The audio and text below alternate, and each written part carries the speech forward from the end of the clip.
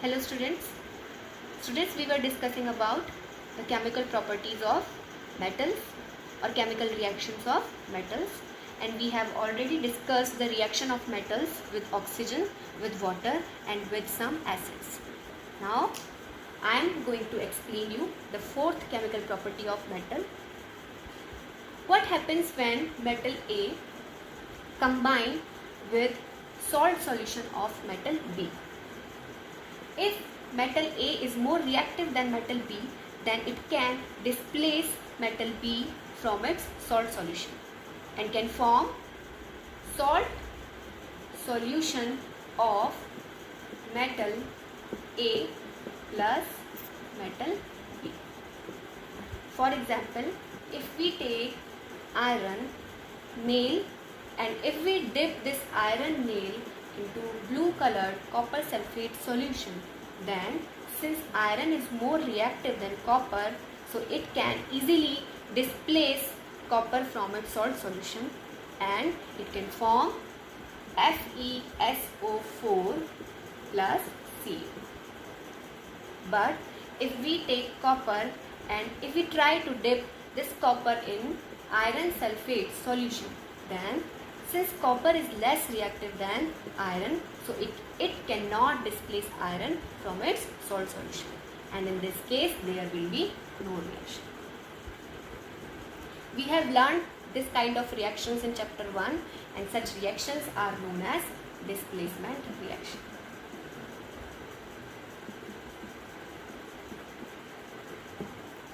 Now the second type of the fourth property is what happens when salt solution of metal A combines with salt solution of metal B.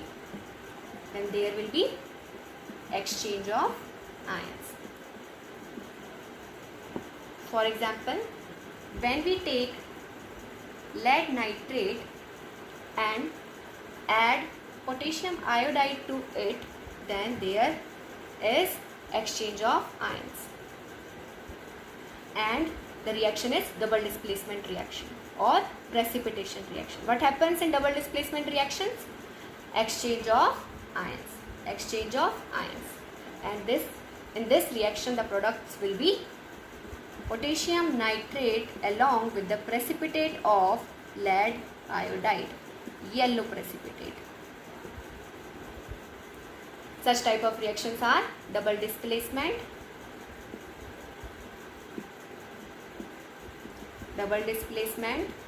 or precipitation reaction.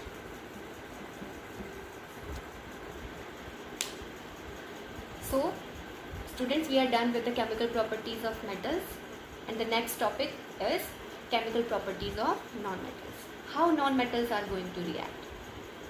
So the very first property, the very first reaction of non-metals is with oxygen. Students, almost all the non-metals combine with oxygen and forms non-metallic oxide. And if we add water to this non-metallic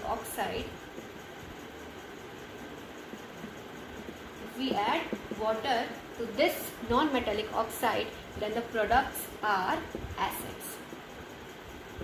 And acids can turn blue litmus paper into red. For example, sulfur. Sulfur is a non-metal. When it combines with oxygen from air, then it forms sulfur dioxide.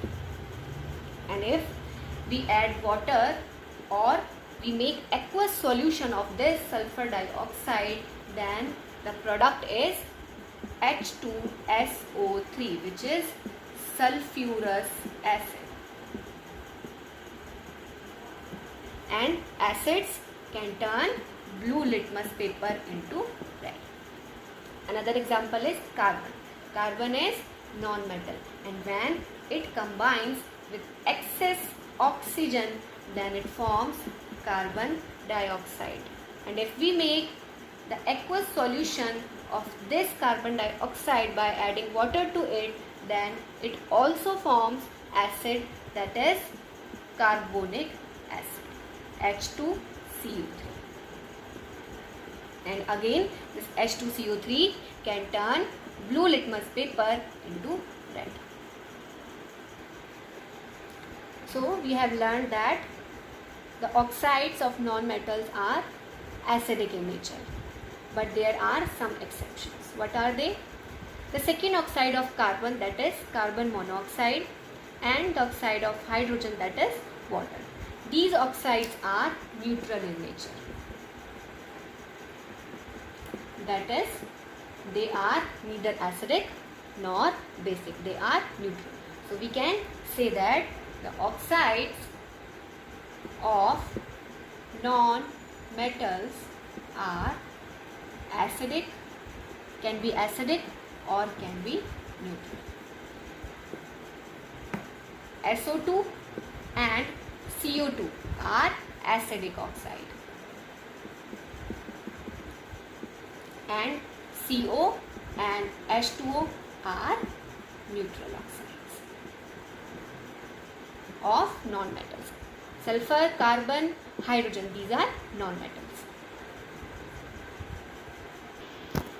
Now the reaction of non-metals with water and with dilute acids. Students, non-metals do not react with water and do not react with dilute acids. Metals react with water and metals react with acids, but non-metals do not react with water and dilute acids. Why? Because when a substance reacts with water or with acids, then they provide electrons to H positive ions produced by acids and water. What does it mean, students? Water contains H positive as well as acids such as HCl, H2SO4, H2CO3. They also contains H positive.